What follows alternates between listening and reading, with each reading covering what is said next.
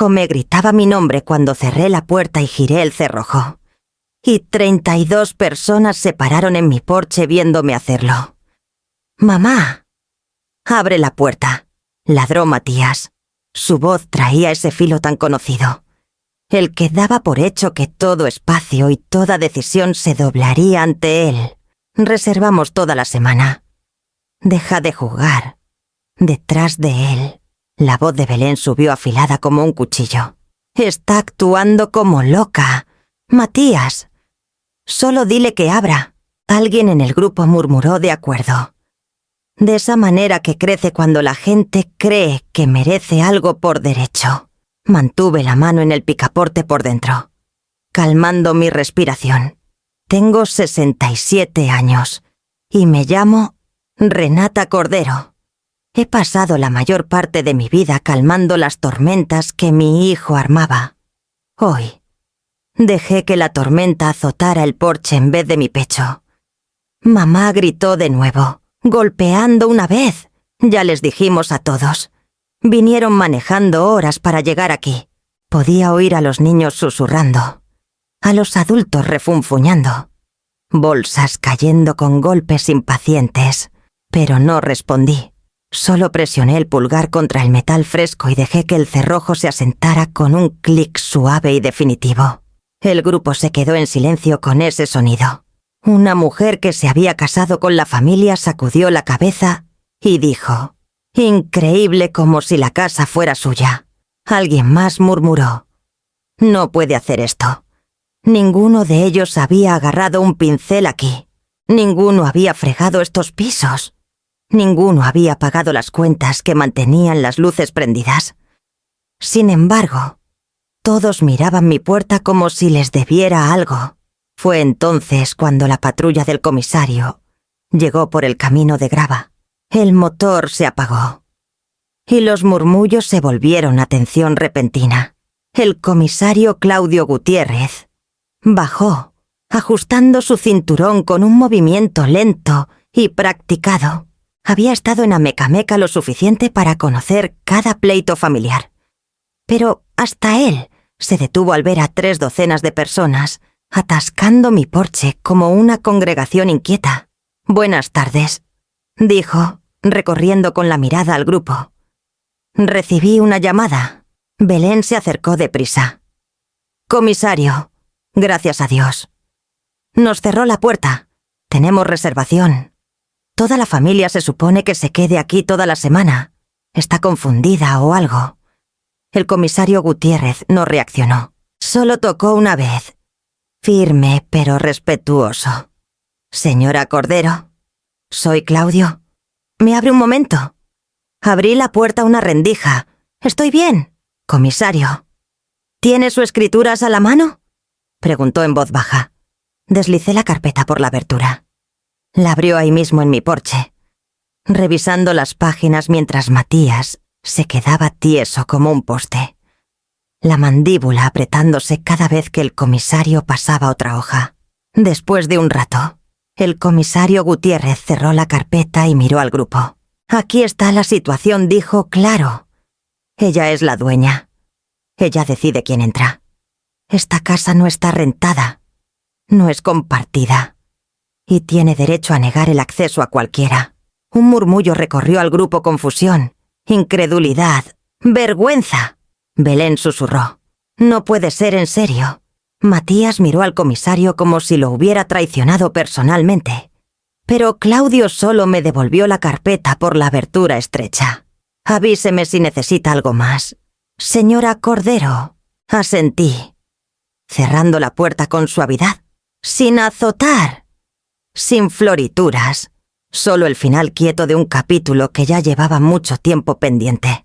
Se quedaron congelados en el porche, sin saber a dónde dirigir su enojo ahora que la autoridad había hablado.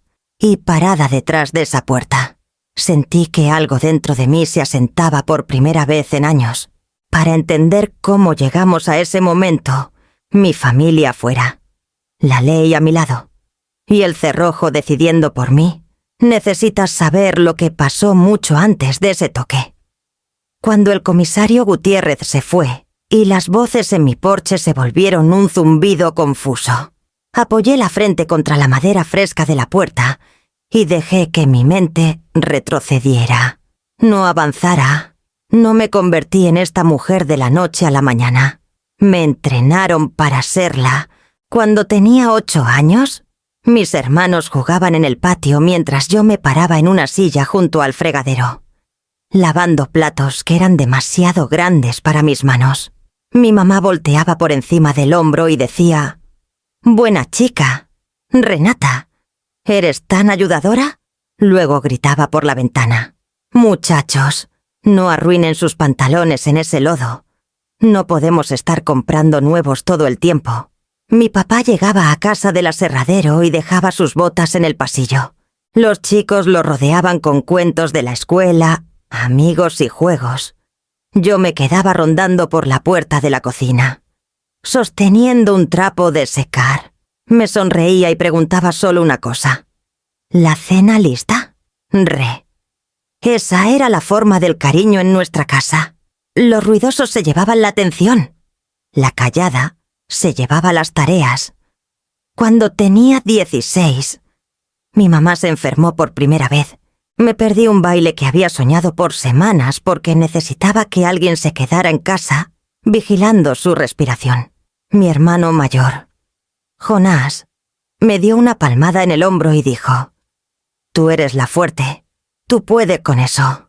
Se fue con una camisa limpia que olía a mi perfume, porque había agarrado mi pañuelo al salir.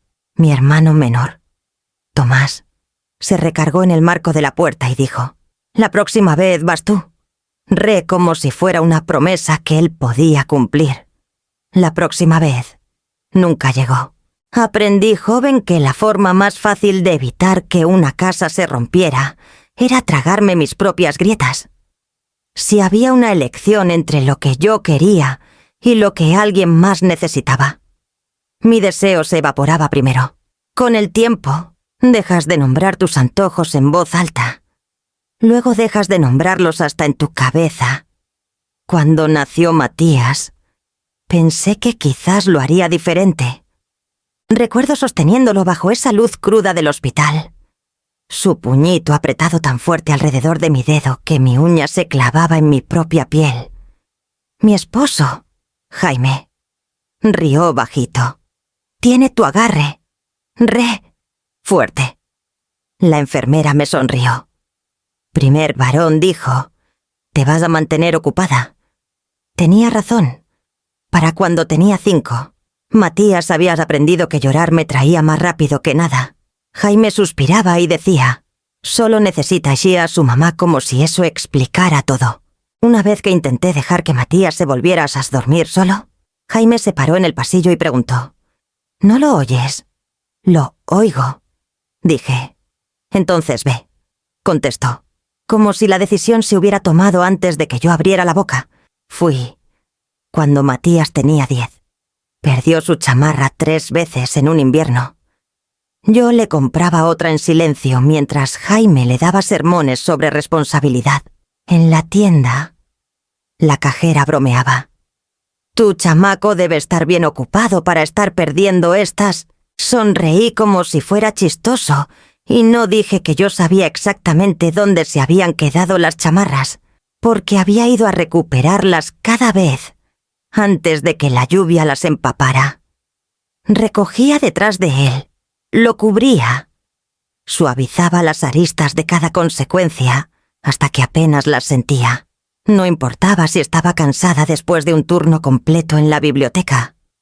Si llamaba de la escuela necesitando algo, yo se lo llevaba manejando. Si olvidaba su lonche, yo lo preparaba. Si quería dejar una clase a media cuatrimestre, yo iba a la junta y le pedía clemencia al maestro. Cada vez que dudaba, Jaime decía: «Es solo un chamaco». Renata y después Matías aprendió a decir lo mismo. «Ándale, mamá, soy solo un chavo», hasta cuando ya era lo suficientemente alto para mirarme de arriba abajo. Usaba esa palabra como escudo. Años después, cuando Matías trajo a Belén a cenar a Saquetitim a casa, Ella se sentó en mi mesa y me vio moverme por la cocina. No os ofreció ayuda. Solo sonrió y dijo: «De veras que lo haces todo, ¿verdad?». Había dulzura en su tono. Pero debajo oí algo más. Expectativa. Suposición. Extendió el brazo sobre la mesa para tomar el pecho de pollo más grande, sin preguntar si alguien más lo quería. Cuando ya llevaban unos años casados, empezó a decir cosas como: «Sabes que nos vamos a encargar de este lugar algún día, ¿verdad?», mientras estaba parada en mi sala. No preguntando, anunciando. Yo respondía: «Eso está lejos todavía». Belén y ella reía como si yo hubiera contado un chiste. Poco a poco, vi el patrón repetirse en otra generación. Si Matías quería un hobby nuevo que no podía pagar, me llamaba. Si necesitaban que cuidara a Emiliano y Lidia el fin de semana, me llamaban. Si los pagos del carro se atrasaban, si subía la renta, si se acercaba una fiesta y querían extra, mi teléfono sonaba. Una vez, cuando dije que no sabía si podía ayudar ese mes, Belén se quedó callada al otro lado de la línea. Luego dijo: «Sabes que Matías cuenta contigo. Siempre lo ha hecho. Los patrones no se anuncian, te envuelven despacio, como enredaderas. Un día te despiertas y te das cuenta de que no puedes moverte sin romper algo». Parada detrás de mi puerta cerrada con mi familia en el porche, y las palabras del comisario todavía flotando en el aire. Por fin vi la forma completa. Había entrenado a todo un círculo de gente a creer que mi vida era suya para programar. El día que Matías llamó sobre la casa del lago, sentí el primer rasgón en esa tela vieja. El día que llegaron con 32 personas, supe que no podía coserla de nuevo. Después de que Jaime murió, la casa en Amecameca se sentía demasiado llena y demasiado vacía al mismo tiempo. Sus botas se quedaron junto a la puerta por meses, porque no me atrevía a moverlas. Matías dijo: «Mamá, necesitas limpiar». Es deprimente, como si el duelo fuera un desorden que yo había regado en el piso. Marisol fue la única que hablaba suave cuando venía. «No tienes que apurarte», me dijo. «El duelo camina más lento de lo que la gente quiere». Asentí. Pero lo que sentía no era lento. Era punzante.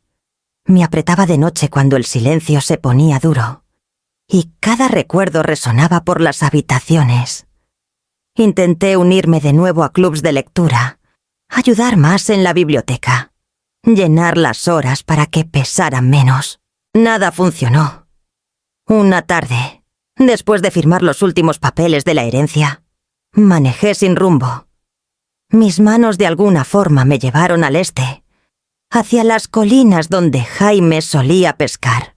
Seguí hasta que el camino curvó alrededor de un grupo de pinos y se abrió a un tramo de agua tan quieto que parecía un espejo. Lago de Valle de Bravo. Lo había visto antes, pero ese día sentí que me notaba a mí. Me orillé. El viento rozaba la superficie.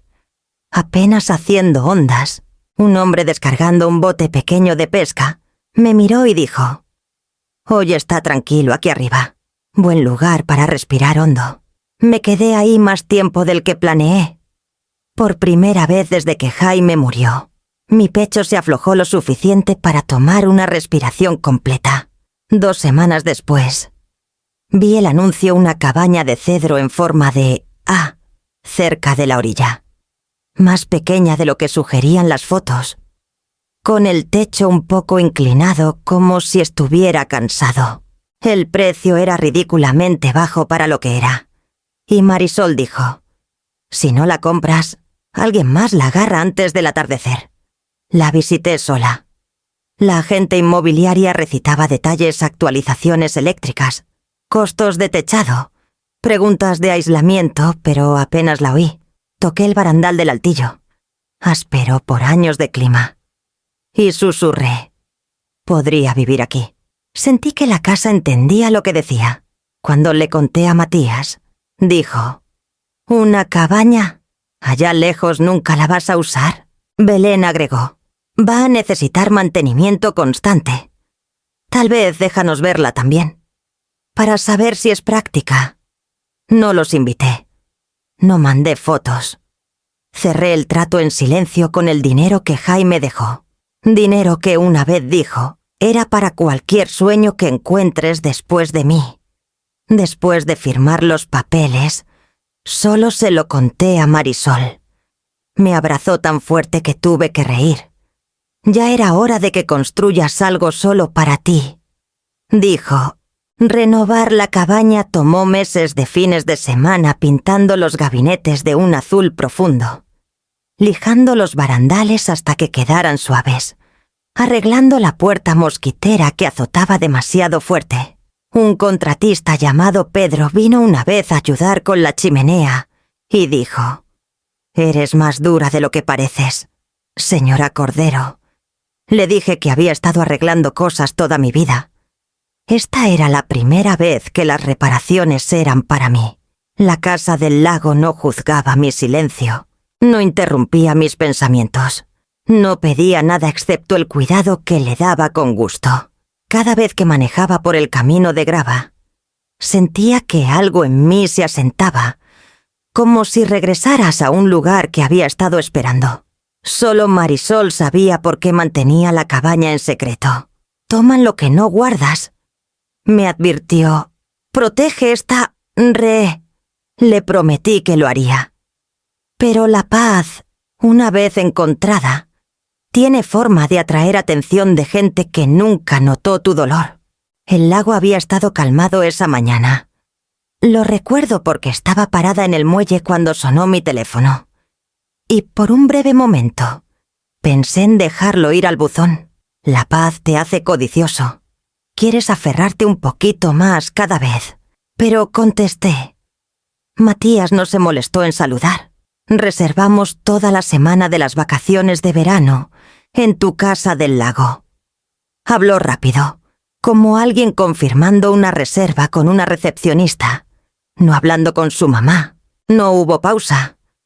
No subió el tono como si pudiera ser una pregunta. Matías, dije despacio. ¿Qué quieres decir con reservamos? Es semana de vacaciones. Mamá, todos vienen. Ya les dijimos. De fondo vino la voz de Belén, alta e impaciente. Dile que ya cerramos las fechas. Necesitas saber el horario.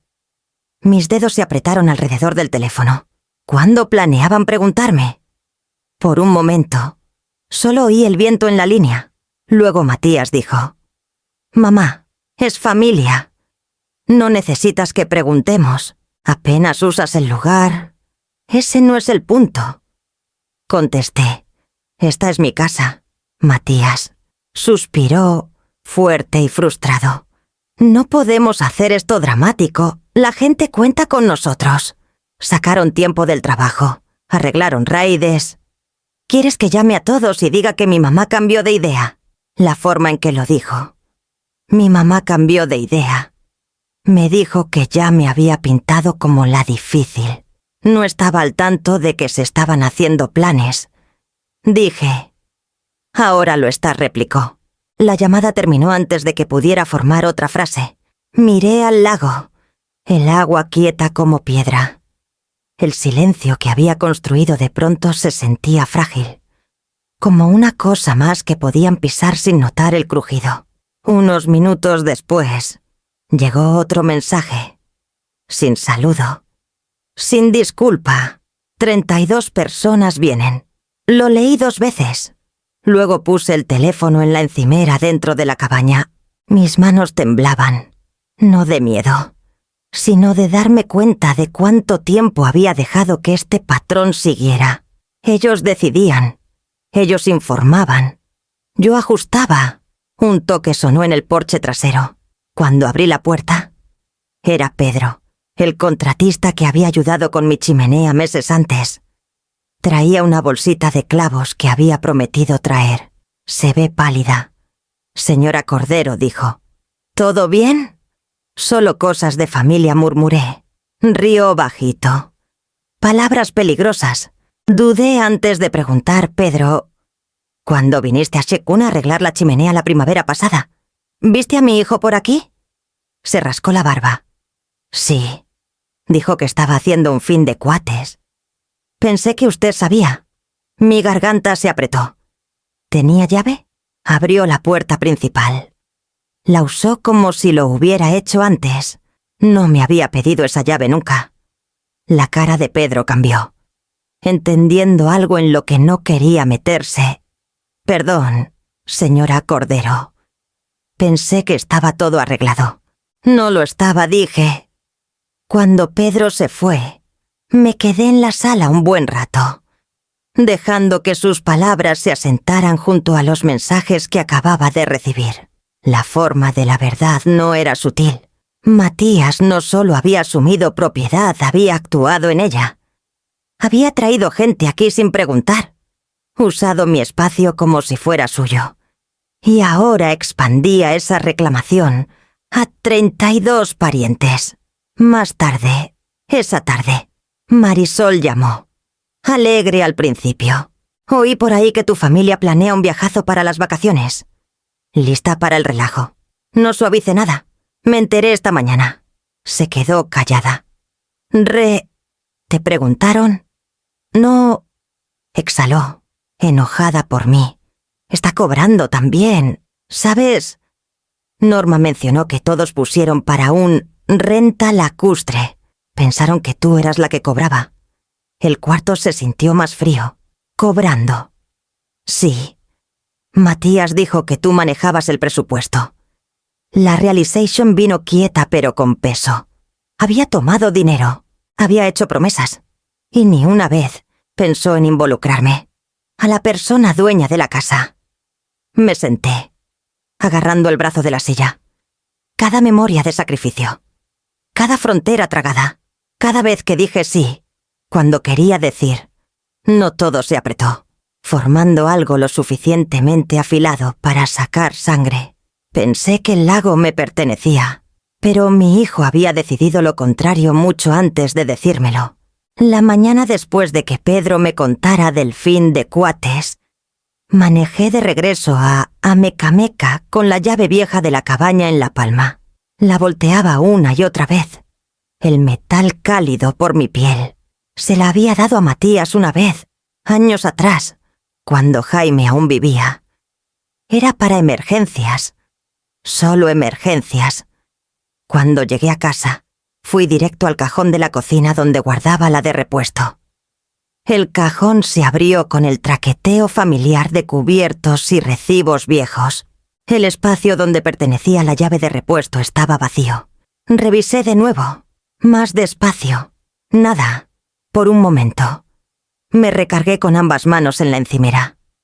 Recordé la voz de Matías de más joven, diciéndome que había perdido algo otra vez y que no lo hizo a propósito. Recordé verlo llorar y pensando que de alguna forma le había fallado. Llamé a Marisol. ¿Todavía tienes la llave de repuesto de la cabaña?, pregunté. Contestó de inmediato. Nunca me diste una. Cerré los ojos. Pensé que tenía dos. Dijo suave. ¿Sabes cómo opera ese chamaco? Lo sabía demasiado bien. Antes de que pudiera responder, alguien tocó en mi puerta principal. Era Carla, mi vecina de al lado. Traía un plato de panecillos. Su disculpa ya formándose. Espero que esté bien que pase, dijo. Luego, como si sintiera que no estaba de humor para plática, agregó. Quería preguntar. ¿Le rentaste la casa del lago a tu hijo la primavera pasada? Mi estómago se apretó. ¿Rentar? Pues, solo recuerdo ver a varios hombres cargando hieleras adentro y afuera. Dijo. Tu hijo nos dijo que le habías dado el lugar para un fin de semana largo. Parecía que la pasaron bien. Me dio el plato, pero sus ojos estudiaban mi cara.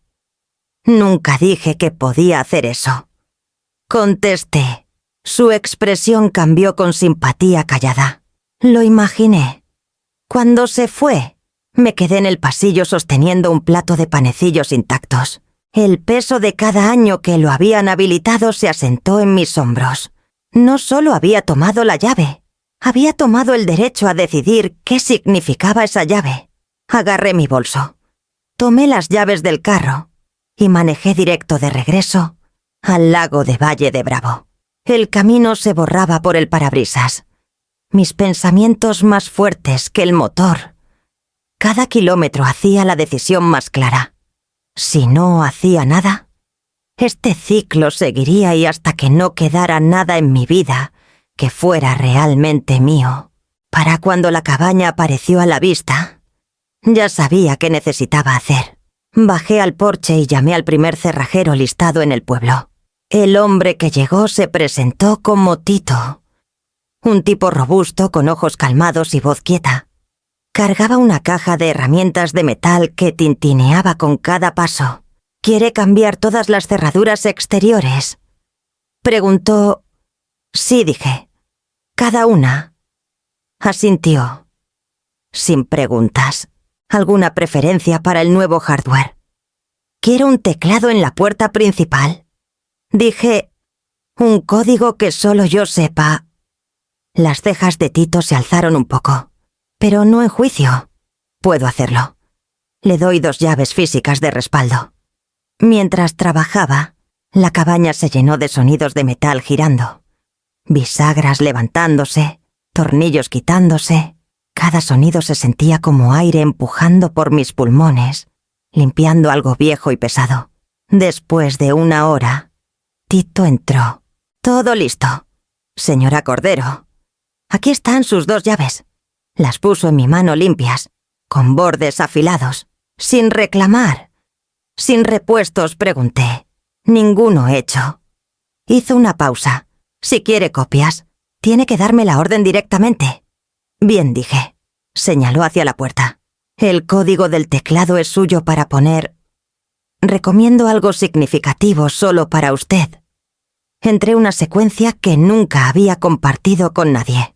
Cuando la pantalla parpadeó verde, Tito sonrió. Solo abre para quien usted elija, dijo.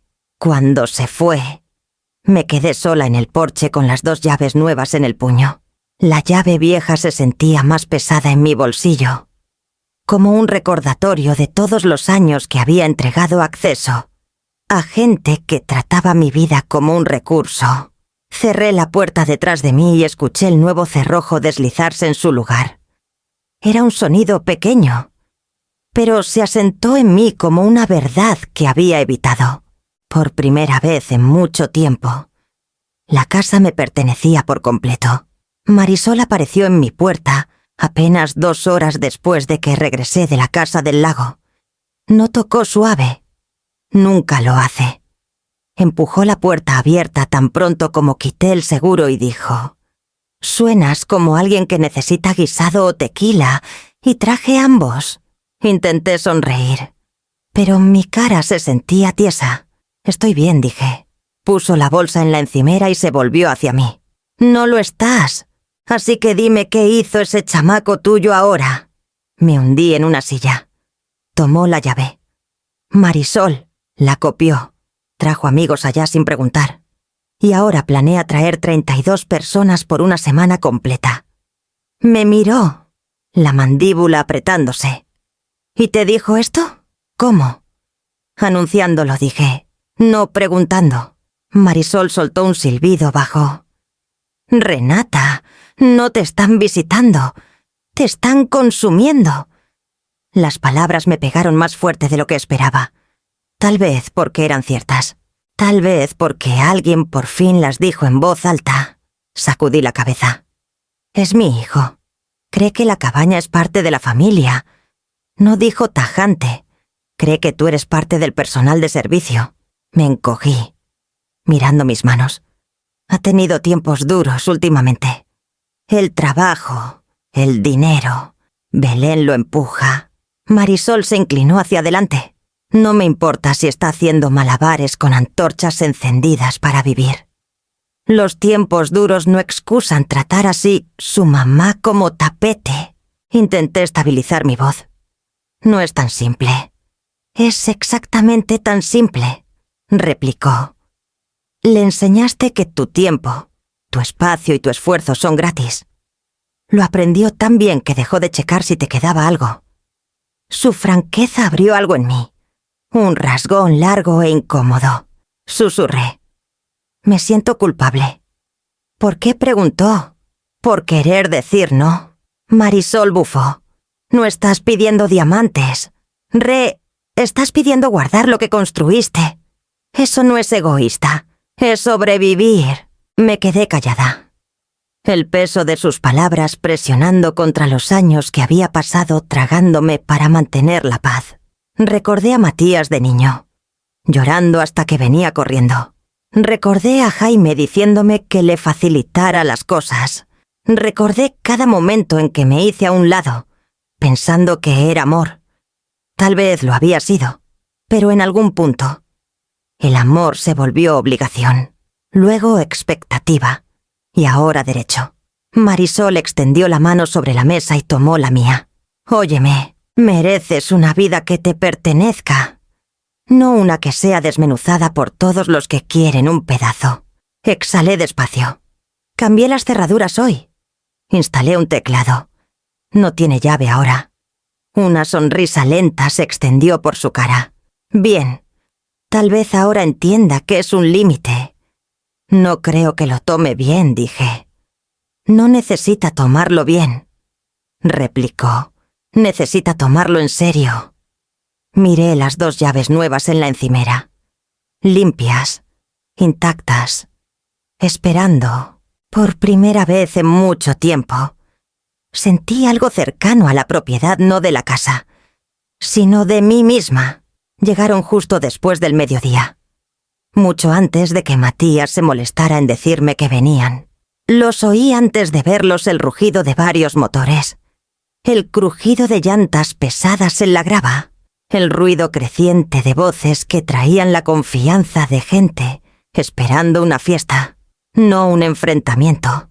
Me aparté de la ventana cuando el primer vehículo entró en mi entrada. Un SUV plateado grande, giró demasiado amplio y casi podó mi bugambilia. Otro van lo siguió. Luego una casa rodante. Luego 2 carros más. Todos apilándose en filas como si parquearan para un festival. Conté rápido 8 vehículos. Luego 10. Luego más. Belén fue la primera en bajar. Traía lentes de sol oversized y un paliacate brillante amarrado en el pelo, como si llegara a un resort que había reservado ella misma. Aplaudió fuerte. Órale, todos. Dejen las hieleras grandes junto al porche. Vamos a poner la zona de asado por allá.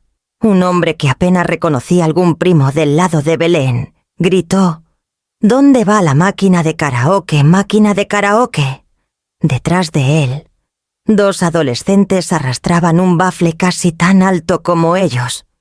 Alguien más levantó un asador portátil al hombro.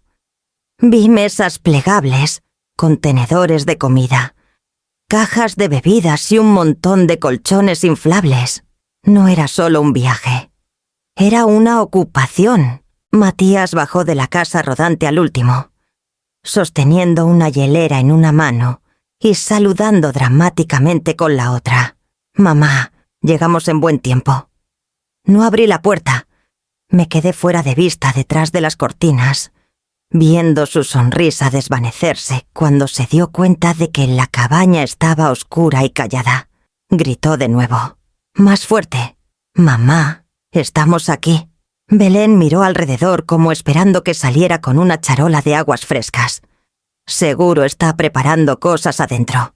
Alguien traiga las bolsas de regalos del carro, bolsas de regalos. Planeaban una toma de una semana, con el tipo de derecho que crece solo cuando nadie lo ha detenido nunca. Tía Norma, ya sudando por su blusa florida, se acercó bamboleando al porche. Matías, mi amor, dile a tu mamá que necesitamos reclamar cuartos. Primero que llega, primero que elige. Tocó la puerta principal con el dorso de las uñas. Renata, ¿estás en casa? Matías frunció el ceño e intentó el picaporte. El cerrojo aguantó firme. Lo sacudió de nuevo. Luego más fuerte. ¿Qué demonios, mamá? ¿Por qué está cerrada? Sacudió el mango como si pudiera forzar que la historia se repitiera como cada vez que tocaba. Yo abría. Belén marchó a su lado. Seguro solo se olvidó. Apártate. Matías. Golpeó la puerta con la palma. Renata, estamos aquí. Algunos rieron, pensando que era un chiste. Un niño rió. Alguien gritó. Tal vez esté echando una siesta. Me aparté, dejando que la puerta nos separara. Mi corazón estaba estable, no temblando como quizás lo habría hecho antes. El teclado nuevo parpadeaba quieto. Una luz verde pequeña que se sentía como una promesa que por fin me había cumplido a mí misma. Afuera, las voces subieron de nuevo. Pongan el asador ahí. Hay suficientes camas. ¿Dónde ponemos las cajas de cohetes? Presioné la mano plana contra el interior de la puerta. Mamá gritó. Matías, todos están esperando mi complacencia, mi trabajo, mi casa. Oí a Belén sisear bajito. Esto es vergonzoso. Dile que abra. Matías golpeó una vez más. Mamá, ¿qué estás haciendo? Cerré los ojos. El ruido, el relajo, la expectativa presionando desde la entrada, todo sonaba como la vida vieja que había vivido demasiado tiempo. La que donde mis límites se disolvían antes de formarse. Pero el cerrojo aguantó. Me volví hacia la sala. El sonido de mis pasos, el único calmado en la casa. Siguieron gritando, llamando mi nombre, insistiendo en que saliera y hiciera posibles sus planes. No lo hice. Esperé, dejándolos sentir, aunque sea por un momento. ¿Qué se sentía estar afuera de la decisión de alguien más? La semana que pensaban que controlaban ya se estaba deshaciendo. Y ninguno lo notaba aún. El puño de Matías golpeó la puerta de nuevo. Más fuerte esta vez. Mamá, abre esto. Ahora. Caminé hacia la entrada con pasos medidos, sin apurarme, sin miedo. Cuando llegué a la puerta, puse la mano ligera en el picaporte por dentro y sentí la tensión vibrando a través su impaciencia, su indignación, la certeza de que haría lo que siempre había hecho. Solo quité la cadena y abrí la puerta a una rendija. La cara de Matías llenó el espacio. Sonrojada de frustración. ¿Por qué está cerrada la puerta?, exigió. Todos están esperando. Sabías que veníamos. Te oí, dije quieta. Empujó la puerta, pero la cadena aguantó. Entonces, ábrela. Tenemos hieleras, niños, equipaje. Esto no es chistoso. Mantuve la voz estable. Nunca preguntaste. Sus cejas se alzaron. ¿De qué hablas? Te dije por teléfono. Decir no es preguntar, dije. Detrás de él, la voz de Belén cortó los murmullos. Renata, puedes dejar de ser difícil. Hay 32 personas aquí afuera. Solo abre la puerta. Lo miré por la abertura estrecha. Al hijo que una vez cargué en la cadera. Al chamaco que lloraba hasta que venía corriendo. Al hombre que se acostumbró a que las decisiones se doblaran alrededor de él. Su cara estaba tensa, irritada, ya culpándome por el desmadre que creó. Nunca preguntaste, repetí. Cerré la puerta. Despacio, deliberadamente. El pestillo hizo clic. Luego el cerrojo se deslizó en su lugar con un sonido limpio y firme que recorrió la cabaña como una verdad, asentándose en las duelas. Afuera, el porche se quedó en silencio. Por un momento, nadie respiró. Luego Belén espetó. Debe estar bromeando. Matías, intenta la puerta trasera. Me quedé cerca de la ventana delantera, invisible. Mientras ella rodeaba la casa con 3 personas siguiéndola. La oí probando el mango, luego sacudiéndolo, luego siseando. Cambió las cerraduras. Realmente cambió las cerraduras. Alguien murmuró. ¿Por qué haría eso? Otro contestó. Porque nunca estuvo de acuerdo con esto. Por eso, Matías pisoteó el porche y palmoteó la madera. Mamá, me estás poniendo en una posición terrible. La gente pagó buena lana por este viaje. Dijiste que lo manejarías. Nunca dije eso.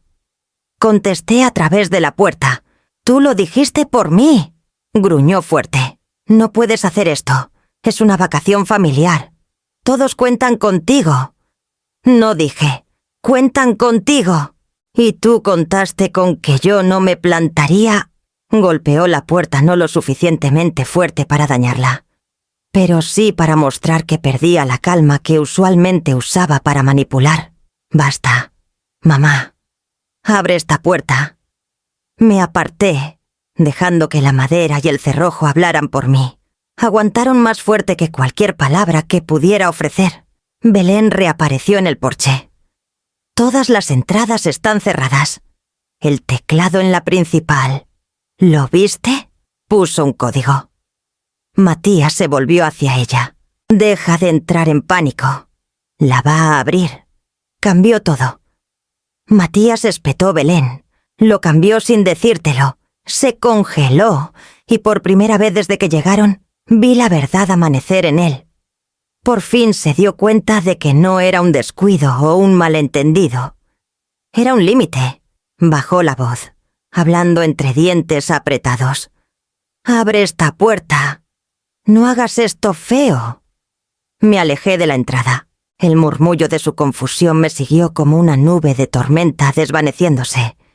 Y por una vez, no entré al centro de ella. La dejé romper sin mí. Detrás de mí, el cerrojo aguantó. El porche explotó en el momento en que me aparté de la puerta. Docenas de voces subieron a la vez, superponiéndose en una ola frenética e incrédula. «No puede estar hablando en serio», dijo alguien. «Esto es ridículo». Espetó otro. «Venimos manejando todo este camino». Por la ventana, vi a tía Norma presionar una mano dramáticamente a su frente. Sabía que estaba frágil. Se quejó. «¿Pero esto? ¿Cerrarles a la familia Diosito nos ampare?» Se secó los ojos con un pañuelo como si la hubieran abandonado personalmente en el desierto. Los niños corrían entre adultos, confundidos por la tensión. Un chavito jaló la manga de Matías. «¿Ya vamos a entrar?» Todavía no, murmuró Matías, intentando mantener la voz estable. «La abuela está arreglándose». Un adolescente susurró. «Esto es penoso lo suficientemente fuerte para que todos oyeran». El grupo bullía de irritación. Bolsas golpeaban la madera. Hieleras caían pesadas. Voces afiladas de frustración. Su incomodidad crecía en algo inquieto y caliente. Pero yo me quedé quieta, recargada en la pared dentro de la cabaña, dejando que el ruido se moviera alrededor de mí como una tormenta que no alcanzaba la puerta. Mi calma no los calmaba. Los inquietaba. La voz de Belén cortó todo. «Bueno, si Renata quiere ser dramática, vamos a mostrarle a todos qué pasa».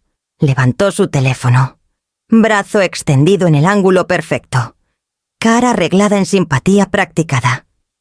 «Hola, gente», dijo a la cámara. «Estamos aquí en la casa del lago de mi suegra para nuestro viaje familiar anual. Y se niega a dejarnos entrar. Hay niños, comida echándose a perder, gente que pagó». Matías le agarró la muñeca. «Belén, para». Ella la jaló de vuelta. «La gente merece saber. Miren a todas estas familias varadas porque no abre su propia puerta». Tía Norma se inclinó en el cuadro. Ojos anchos y brillosos. «Estamos sufriendo aquí afuera», declaró como si audicionara para una tragedia. «Podríamos desmayarnos». Alguien atrás bufó. «¿Acabas de comerte un taco?» «Norma». Belén lo ignoró. «Renata, estás haciendo esto más difícil de lo necesario», dijo fuerte, voz apuntada a la casa más que a la cámara. «Solo ven a platicar. Podemos arreglar algo». No me moví. No contesté. El silencio era un idioma que ella nunca había aprendido a entender. Matías intentó de nuevo. Más suave esta vez. «Mamá, por favor. La gente está cansada». Mi mano descansaba en el picaporte, pero no abrí. El peso de años sacrificios callados. planes alterados. Resentimientos no dichos presionaba suave contra mis costillas. Cada parte de mí quería calmar, arreglar, hacer evaporar su decepción. Pero esa parte de mí había estado encogiéndose demasiado tiempo. Y ahora era apenas un susurro. Desde el porche, la frustración de Belén se afiló. «Esto es increíble. Ni siquiera sale. ¿Quién le hace eso a la familia?» Levantó el teléfono de nuevo. «Todos los que ven, comenten si creen que está siendo irracional. Está perdiendo la cabeza», murmuró un primo. «Podría romper una ventana», bromeó alguien. Otro dijo: «Si no quiere hospedar, ¿por qué compró una casa en el lago Matías Giró?» «Basta. Todos ustedes». El silencio parpadeó, pero no duró. No estaban acostumbrados a límites. No de Matías. Ciertamente no de mí. Dentro de la cabaña, enderecé la espalda, dejando que el caos afuera chocara inofensivo contra las paredes. Empujaban, pinchaban, exigían, pero nada movía el cerrojo que había elegido para mí. Su ruido llenaba el porche, pero no la casa. Ya no. El porche había alcanzado un tono que sentía a través de las duelas cuando Belén por fin explotó. Oí su voz subir sobre las otras, afilada como navaja. «Bien. Si no escucha razones, que la policía lo maneje». Matías murmuró algo que no alcancé. Pero Belén ya bajaba los escalones. Teléfono pegado al oído. Su voz se oía fácil. «Sí». «¡Aló! Tenemos una situación. Mi suegra mayor nos cerró la puerta de una propiedad rentada. Hay niños aquí. La comida se está echando a perder. Necesitamos que alguien intervenga ya. Alguien cerca». Jadeó de acuerdo. Otro susurró: «Bien. Tal vez ahora abra la puerta». Me recargué de espalda en la pared y dejé que las palabras pasaran. Había pasado demasiados años explicándome a gente que ya había decidido qué versión de mí les convenía. Ya no lo haría. 20 minutos después, el rugido familiar bajo de una patrulla subió por el camino de grava. El grupo se movió, posturas enderezándose, voces bajando. Esperaban que el comisario arreglara su problema. Esperaban que me arreglara a mí. El comisario Claudio Gutiérrez bajó del carro, ajustando su sombrero con una mano. Surveying la escena con una expresión tan estable que casi suavizaba el aire. «¿Cuál es el problema aquí?», preguntó. Belén corrió hacia él. «Comisario, gracias a Dios. Se niega a dejarnos entrar a la cabaña rentada. Pagamos, manejamos horas. Está confundida. O terca. Oh, rentada», interrumpió el comisario Gutiérrez. «¿Esta es una propiedad rentada?» «Sí», dijo Belén confiada. «Pregúntele a cualquiera aquí». Algunos asintieron. La mirada del comisario se deslizó a Matías. «Es correcto, señor Cordero». Matías dudó. Bueno, sí. La reservé para la familia, para las vacaciones». El comisario tamborileó el mango de su funda ligeramente. «No como amenaza, sino por costumbre. ¿Tiene documentación de esa reserva?» Matías enderezó los hombros como preparándose para pelear. «Sí». Sacó su teléfono y escroyeó rápido. «Mire, le mandé todos los detalles. Sabía de esto». Lo extendió triunfante. El comisario Gutiérrez lo estudió. «Expresión ilegible. Esto es un mensaje que le mandaste», dijo despacio. «No una confirmación de reserva». «Es la misma idea», espetó Matías. «Acordamos como familia». «No acordé», dije a través de la puerta, lo suficientemente fuerte para que oyeran, pero calmada, para no sonar agitada. La mandíbula de Matías se apretó. «Mamá, por favor, no hagas esto. Solo abre la puerta». El comisario Gutiérrez se acercó a los escalones delanteros. «Señora Cordero, soy Claudio. ¿Puedo hablar con usted?» Quité la cadena y abrí la puerta lo suficiente para mostrar mi cara. «Buenas tardes, comisario», asintió cortés.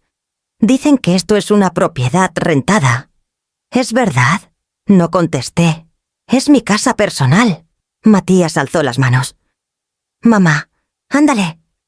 Hablamos de esto. Dijiste... Nunca dije que era rentada, repliqué. El comisario Gutiérrez carraspeó. Señora Cordero, ¿tiene documentación de propiedad? Sí.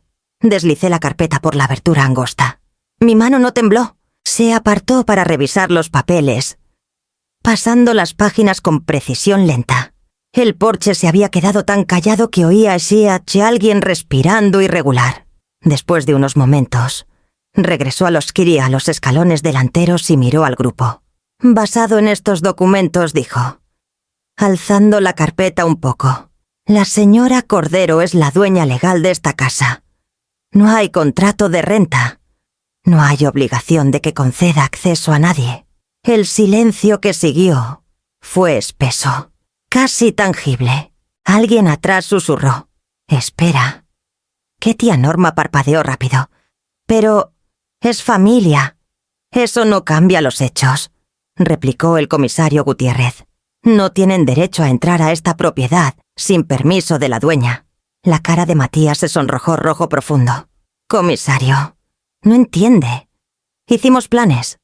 La gente pagó dinero. No puede solo. Puede, dijo el comisario, cortándolo. Es su casa. Belén bajó su teléfono. El live stream olvidado. Sus labios se abrieron en incredulidad. ¿Entonces? ¿Puede solo mantenernos afuera? Ya lo hizo, contestó el comisario. Y les aconsejo que respeten ese límite. Encontré su mirada por la abertura estrecha. Dio un asentimiento pequeño, del tipo que se reserva para alguien que por fin se para más derecha. Cerré la puerta de nuevo, suave, y el cerrojo hizo clic. El sonido resonó por el porche, quieto pero absoluto. Las palabras del comisario Gutiérrez quedaron flotando en el aire más de lo que esperaban. Ella es la dueña. Ella decide quién entra. El porche se quedó quieto. 32 personas se congelaron como si alguien hubiera cortado el sonido de un cuarto abarrotado. Por primera vez desde que llegaron. Nadie se atrevió a mirarme. Solo se miraban entre sí. Un primo por fin susurró. Entonces, no vamos a entrar. Belén bajó su teléfono. El live stream abandonado de golpe. Esto es increíble, murmuró. No puede solo cerrarnos. Esto es rencoroso. El comisario Gutiérrez dobló la escritura y me la devolvió por la rendija de la puerta. Mi trabajo aquí terminó. Dijo simple. Sugiero que hagan otros arreglos antes de que oscurezca. Caminó de regreso a su patrulla sin esperar preguntas, dejando mi porche lleno de caras atónitas. El silencio se rompió primero con la voz de Matías. Bueno, dijo, forzando una risa débil. Todos tranquilos. Todavía podemos arreglar esto. ¿Arreglar? Espetó una mujer del lado de Belén. Nos dijiste que este lugar era nuestro por la semana. Dijiste que tu mamá estaba de acuerdo. Un primo intervino. Pagué gasolina, botanas, cohetes. Nos debes. Matías se enderezó. Les dije que lo teníamos manejado. Un chavo adolescente cruzó los brazos. Parece que no. Alguien más dijo. ¿Y ahora qué? Dormir en el porche. Belén alzó las manos. Vamos al área pública junto al lago. Hay asadores ahí, mesas, espacio para tiendas. Podemos hacerlo funcionar. Está a 1 kilómetro caminando. Jadeó tía Norma, agarrando su bolsa dramáticamente. No puedo cargar todas mis cosas. De otra esquina vino. Nadie me dijo que íbamos a acampar. Y otro. Esto es ridículo. Mis chamacos odian acampar. Me aparté de la puerta, dejando que su pleito se derramara por el porche sin tocarme. Su enojo no perforaba. Su vergüenza no me picaba como antes.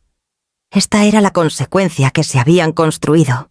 Afuera, la voz de Matías se quebró bajo el peso de 32 caras decepcionadas. Vamos a llevar todo al área pública. No está tan lejos. La queja que regresó fue casi un coro. Hace calor. No voy a caminar eso con maletas. Esto es culpa tuya, Matías. Dijiste que estaba de acuerdo. Dijiste que estaba reservado. Dijiste que hablaste con ella. Belén intentó recuperar control. Todos dejen de culpar a mi esposo. Su mamá debió decir algo antes. Un primo rió amargo. Dijo algo. Cerró la puerta. Los pleitos saltaron por el porche como cohetes rápidos, fuertes, imposibles de contener. En minutos. El grupo se fracturó en grupos enojados pequeños empacando hieleras, arrastrando bolsas, levantando tiendas que nunca quisieron armar. La máquina de karaoke fue bajada por los escalones en silencio derrotado. El asador traqueteó fuerte cuando alguien lo dejó caer en la grava. Una mamá joven gritó a su pareja. Te dije que no era una reserva real. ¿Quién renta una casa de lago sin contrato? El hombre replicó. Pregúntale a Matías. Dijo que su mamá estaba bien con eso. Matías por fin explotó. Todos necesitan dejar de culparme, pero no lo hicieron. La culpa rodó hacia él como una ola. Se fueron en una procesión lenta y caótica, pasos pesados. Temperamento hirviendo. Resentimiento espeso lo suficiente para sentirlo por la ventana. Algunos maldecían bajito. Algunos miraban feo a la cabaña al caminar. Otros solo se veían exhaustos y avergonzados. Cuando la última hielera raspó por el camino, el porche por fin se vació.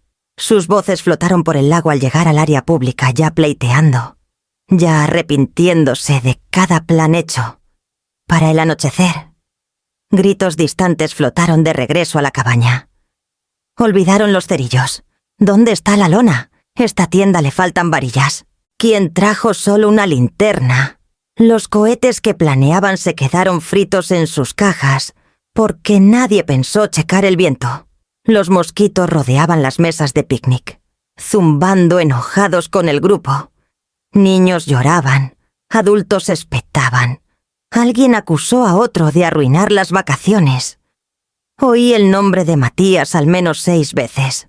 Su semana de celebración se había deshilachado en algo pequeño, inconveniente y dolorosamente humano. Dentro de la cabaña, me senté en mi mesa de cocina. Puse la escritura frente a mí y exhalé despacio. La casa estaba quieta. Silencio ágil, honesto, inquebrantable. Y por primera vez en años, ese silencio se sentía mío. A la mañana siguiente, la luz del sol se extendió por la cabaña en líneas lentas y cálidas. Por primera vez en años, desperté sin prepararme para nada, no una llamada, no una petición, no una crisis disfrazada de pregunta. Solo silencio. Preparé café y llevé la taza al muelle. Las tablas crujieron un poco bajo mi peso. Un sonido pequeño que había aprendido a querer. Me senté con los pies colgando sobre el agua. El vapor subiendo en el aire fresco de la mañana. Nadie gritando. Ningún teléfono zumbando. Ningunos pasos apurados por mi pasillo esperando algo de mí.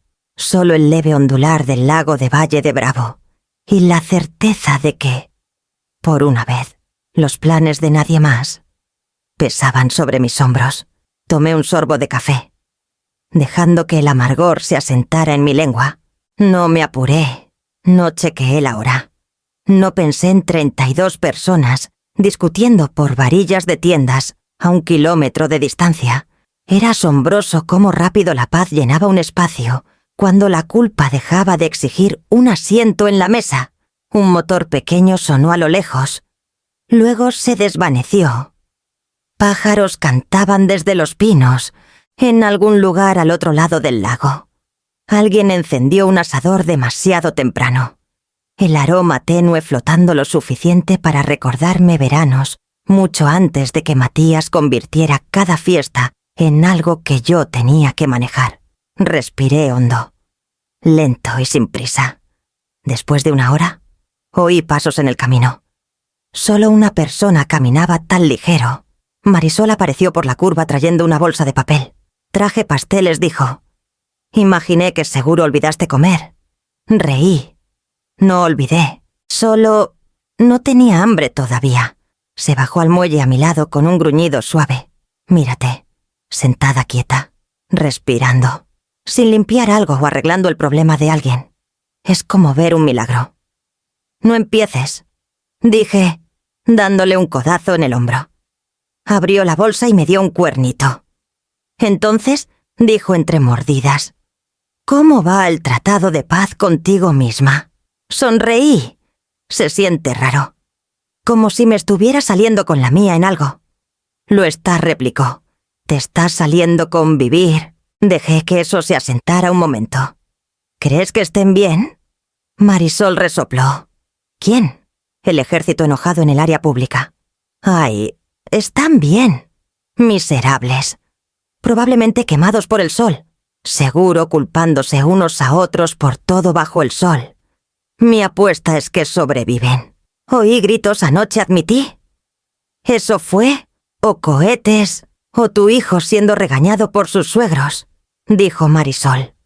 De cualquier forma, lo apruebo. Reí más fuerte de lo que pretendía. Tal vez porque se sentía bien. O tal vez porque había pasado demasiado tiempo desde que algo se sentía simple. Marisol me miró un momento. Su expresión suavizándose. ¿Sabes, no los lastimaste. Solo dejaste de lastimarte a ti misma. Envolví ambas manos alrededor de la taza cálida. Se siente diferente esta vez. Diferente como... No estoy esperando su aprobación. Alzó su cuernito como un brindis. Ya era hora. Caray. Un silencio cómodo se asentó entre nosotras. Silencio real. No el frágil que solía llenar con explicaciones. Luego, cuando la brisa cambió, algo se apretó suave en mi pecho. No culpa, no miedo. Solo una realization quieta moviéndose a su lugar. Como una verdad que había intentado evadir por demasiados años. La paz tenía una voz, y ahora que hablaba, estaba desenterrando cosas que había empujado a un lado, cosas que tendría que enfrentar más pronto que tarde. Estaba lavando trastes cuando sonó el teléfono. Casi lo dejé ir al buzón vieja costumbre, pero algo en mí dijo que contestara. Señora Cordero, preguntó una mujer. Soy Juana del Banco Valle Verde. Llamo para confirmar una solicitud de préstamo conectada a su nombre. Agarré el borde de la encimera. ¿Solicitud de préstamo? No solicité nada. Hubo una pausa de su lado. Del tipo que dice la verdad antes de las palabras. La lista como garante financiero. Señora, siempre confirmamos antes de aprobar colateral, ligado a una segunda parte. Mi voz se quedó calmada. ¿Quién la sometió? Matías Cordero dijo. Indicó que usted sería cofirmante. Algo frío corrió por mis costillas. No autoricé eso. Lo sospeché. Dijo Juana suave. Marcamos la solicitud como intento fraudulento. Pero pensé que debía saber. Le agradecí y colgué. El agua de los trastes se había quedado quieta. Mi reflejo ondulaba en su superficie más vieja. Más callada y más cansada de lo que quería admitir. Intentó firmar mi nombre. No metafóricamente. No emocionalmente. Literalmente. Me senté en la mesa, el teléfono todavía cálido en mi mano. Cuando entró otra llamada, esta vez era el esposo de Norma. Teo. Su voz tensa y molesta. Renata, ya que eres la dueña, quiero preguntar cuándo vamos a recuperar nuestra lana. Mi lana, repetí. El depósito que todos le pagamos a Matías, dijo. Dijo que cubría las cuotas de renta vacacional. Los permisos de botes y los cohetes. Le confiamos. Ahora toda la semana está arruinada. Tragué. ¿Cuánto pagaron? 5.000 pesos, contestó. Cada familia pagó algo cerca de eso. Algunos más. 5.000 pesos multiplicados por varias familias. Más de 10.000. Más de varios 10.000. Le agradecí. Terminé la llamada y miré la pared. La verdad vino a foco despacio. Como alguien subiendo el brillo en una foto tenue. Esto nunca había sido sobre tiempo familiar. Nunca sobre fiestas o tradición. Había sido un plan financiero. Un plan de rescate. Uno que asumió que yo completaría. Salí a respirar. Solo para oír un susurro del otro lado del lago. 2 mujeres del pueblo sentadas en una banca, hablando lo suficientemente fuerte. ¿Viste el en vivo de Belén? Dijo que Renata cerró a toda su familia. Oí que la gente está molesta. 32 personas varadas porque les negó. No la Renata que conozco, pero uno nunca sabe. En vivo. Chisme comunitario. Humillación pública disfrazada de preocupación. Regresé adentro y cerré la puerta. Marisol tenía razón. Mi familia no me visitaba. Me consumía. Construían expectativas de mi silencio. Y cuando dejé de alimentar esa expectativa, convirtieron mi límite en entretenimiento para Internet. La llamada del banco. La lana recolectada. El en vivo. La toma. Capa tras capa pelada hasta que la verdad estuvo frente a mí sin máscara. No querían mi compañía. Querían mi casa. Querían mi trabajo. Querían mis recursos. Y Matías, mi hijo, quería mi firma en una deuda que me pudo haber arruinado. La puerta principal crujió suave mientras me recargaba en ella. Cada sacrificio que había hecho por él, en décadas, vino a foco. Cada uno formando al hombre que ahora creía que yo existía, para amortiguar cada caída. Lo pensé como chavito, agarrando mi blusa. Luego como adolescente, rodando los ojos cuando preguntaba algo. Luego como hombre hecho, mirándome no con amor, sino expectativa. Exhalé, lento y estable. La culpa que solía subir en momentos como este no vino. Algo más lo hizo. Claridad. Rescatarlo no lo había ayudado. Rescatarlo le había enseñado que no necesitaba pararse en sus propios pies.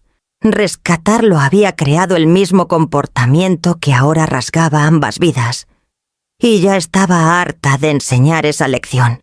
Fue a principios de otoño cuando Matías por fin vino a la cabaña solo.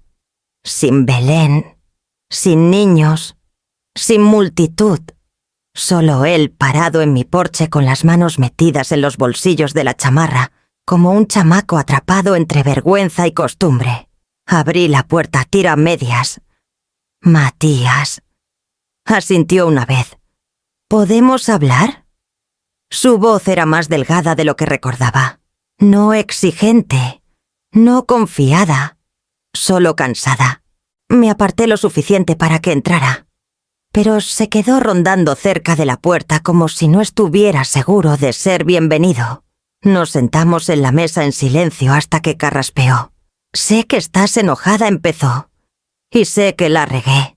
Pero las cosas han estado duras. Mantuve las manos cruzadas. ¿Qué cosas miró abajo? El trabajo se ralentizó. Recortaron horas. Pensé que el viaje vacacional podía ayudar a unir a la familia, hacer a todos felices lo suficiente para pedirles que pusieran para otros gastos. Dejé que la verdad se asentara ahí sin rescatarlo de ella. ¿Y la solicitud de préstamo? Pregunté. Se encogió. Iba a decirte. Solo necesitaba un cofirmante. Era temporal. Usaste mi nombre sin permiso. Tragó. Lo siento, estaba desesperado. No alcé la voz, no acusé. Esperé. Matías se inclinó adelante, codos en las rodillas como si cargara algo pesado. Mamá, las cuentas se acumularon. Pensé que podía arreglarlo antes de que nadie supiera. Si la semana del lago salía bien, si la gente la pasaba bien, pensé que tal vez nos apoyarían más, nos ayudarían a mantenernos. Necesitaba una victoria, y por eso les tomaste dinero, dije. Cerró los ojos. Pensé que podía pagarles. Y nunca preguntaste si podías usar mi casa para hacerlo. Se encogió con la palabra casa. Tal vez por primera vez entendió qué significaba que era mía para construir. Mía para proteger. Mía para cerrar.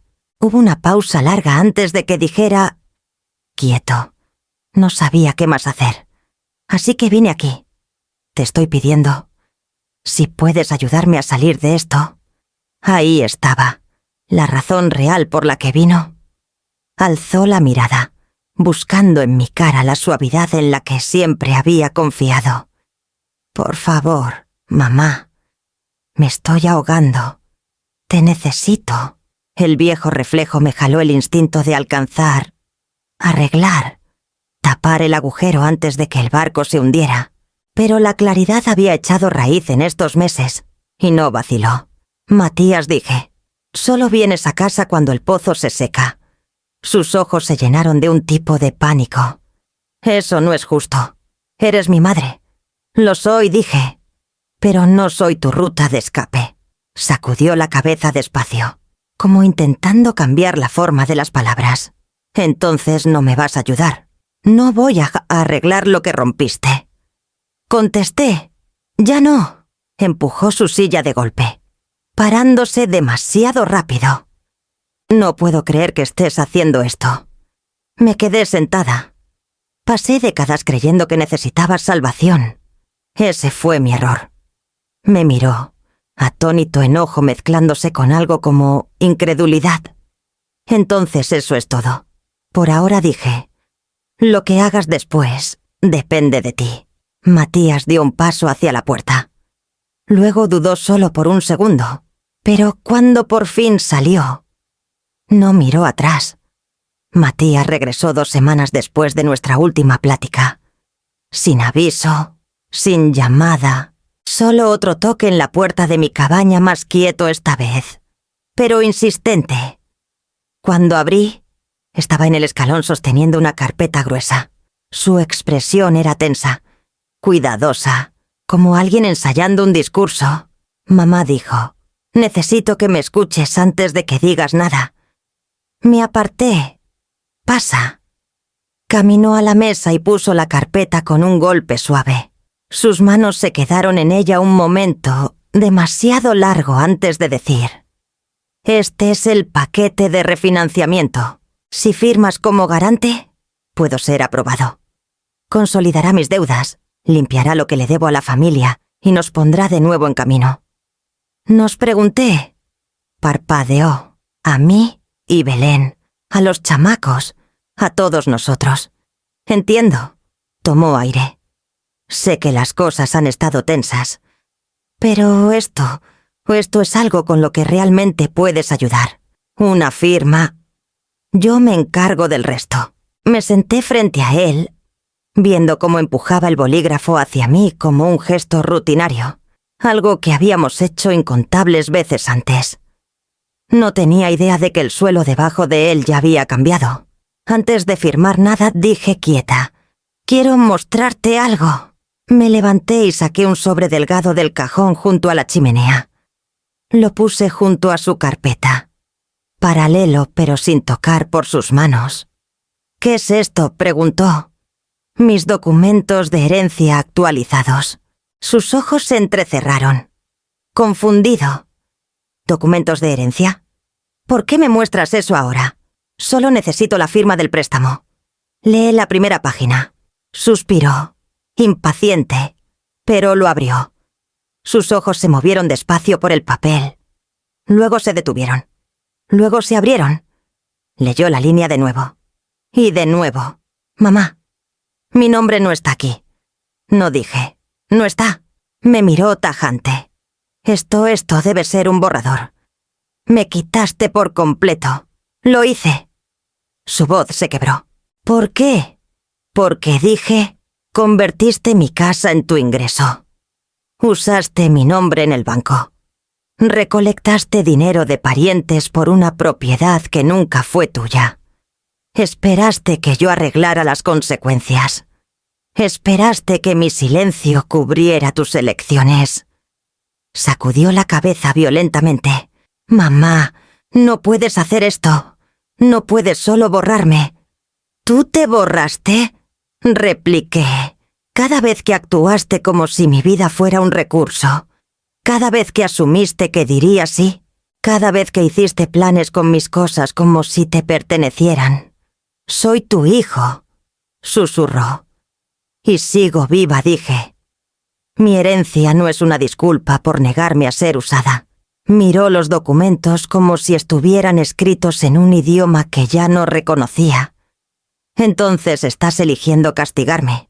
Estoy eligiendo mi futuro, dije calmada. Y tú construirás el tuyo con tus propias manos. Empujó la mesa atrás, las patas de la silla raspando fuerte. No puedo creer que estés haciendo esto. Creíste que nunca cambiaría, dije. Ese fue tu error. Se quedó ahí un momento respirando fuerte, parpadeando rápido, atrapado entre enojo e incredulidad, por primera vez en años. Me pareció pequeño, no porque fuera débil, sino porque el derecho que una vez llenaba el cuarto, alrededor de él, por fin se había adelgazado. ¿Es final?, preguntó. Sí, tragó. Retrocedió y recogió su carpeta de préstamo con dedos temblorosos. El bolígrafo que trajo rodó de la mesa y cayó al piso. No lo recogió. Cuando salió, no cerró la puerta detrás de él. Yo lo hice. Y el cerrojo se deslizó en su lugar con un sonido que se sintió como firmar mi propia vida de regreso a mí misma.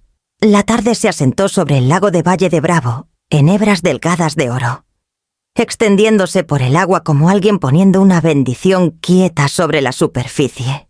Me paré en el borde del muelle, manos metidas en los bolsillos de mi suéter, sintiendo las tablas moverse suave bajo mis pies.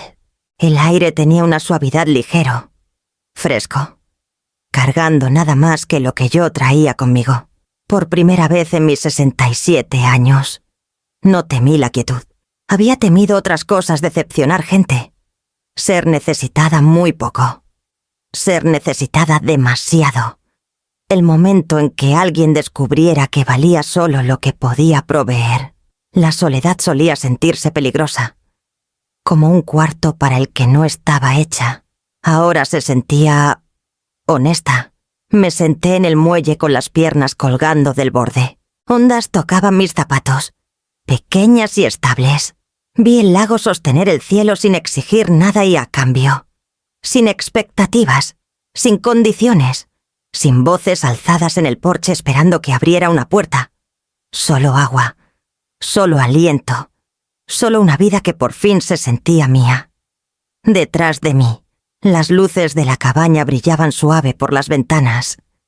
Era la misma casita que había comprado con manos temblorosas y esperanza que apenas me atrevía a reclamar, pero ahora se sostenía diferente, menos como refugio, más como espina dorsal.